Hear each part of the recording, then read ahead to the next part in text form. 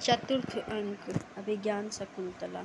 चतुर्थ अंक के प्रारंभ में पुष्प चयन करती हुई शकुंतला की दोनों सखियां अनुसुईया और प्रियंवदा प्रवेश करती हैं। उनके वार्तालाप से ज्ञात होता है कि राजा और शकुंतला का गंधर्व विवाह हो गया है। गंधर्व विवाह के शीघ्र बाद ही राजा शकुंतला को शीघ्र लिवा जाने का आश्वासन देकर हस्तिनापुर चला जाता है।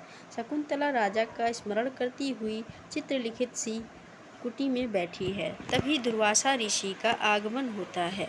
शकुंतला से अतिथि सत्कार न पाकर कोपवशात दुर्वासा उसको शाप दे देते हैं, जिसका स्मरण करती हुई तुम मुझ जैसे तपस्वी का सत्कार नहीं कर रही हो, वह प्रणयी याद दिलाए जाने पर भी तुम्हें नहीं पहचानेगा।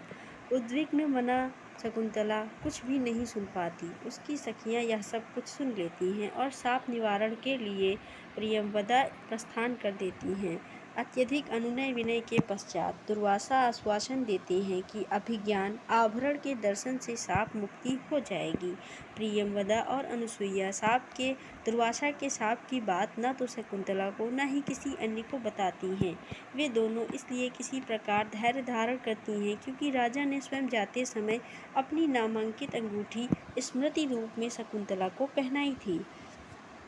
इस प्रकार शकुंतला तो स्वयं ही शाप मुक्त हो सकती है। ऋषि कण्व सोमतीर्थ से वापस आ जाते हैं। अनुसुईया विचार करती है कि शकुंतला के आपन्न सत्वा होने के वृत्तांत से महर्षि कण्व को कैसे अवगत कराया जाए। उधर ऋषि कण्व को आकाशवाणी सुनाई देती है कि शकुंतला का दुष्यंत के साथ गंधर्व विवाह हो गया है और वह आपन्न सत्वा है। ऋषि इस विवाह का समर्थन करते हैं और शकुंतला की विदाई की तैयारी प्रारंभ हो जाती है। इस मंगल वेला में वन वृक्षों से रेशमी वस्त्र, आभूषण एवं प्रसाधन सामग्री प्राप्त हो जाती है। पतिगृह के लिए प्रस्थान करने के समय तपस्वी वीतरागी कण्व का गला भर जाता है। सारा तपोवन शकुंतला के वियोग से व्यथित हो जाता है।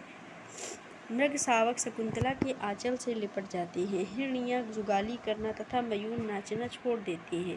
चेतन जगत की बात को दूर तपोवन के जड़ जगत के लिए भी शकुंतला का वियोग असहाय हो जाता है। महर्षि कण्व राजा के लिए संदेश भेजते हैं कि इसे राजा अपनी पत्नियों में सम्मान पूर्वक स्थान दे।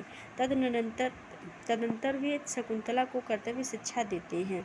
शकुंतला पिता के चरणों में गिर पड़ती है तथा दोनों सखियों का आलिंगन करती है। सखियां शकुंतला से बतलाती हैं कि यदि राजा उसे न पहचाने तब उसके स्मरण वह अंगूठी को उसे दिखला देना।